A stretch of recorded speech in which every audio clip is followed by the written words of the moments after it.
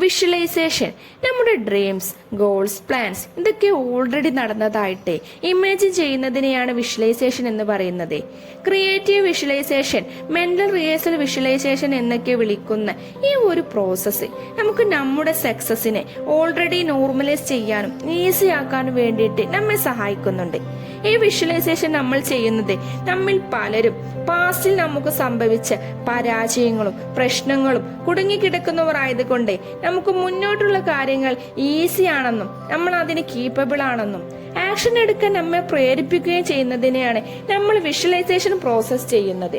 അതുപോലെ visualisation process 1 minute കണ്ണടച്ച് നിങ്ങളുടെ ഡ്രീംസ്, പ്ലാൻസ് നല്ല രീതിയിൽ വിഷ്വലൈസ് ചെയ്ത് സംഭവിച്ച രീതിയിൽ ഒന്ന് ഇമാജിൻ ചെയ്താൽ മാത്രം മതി.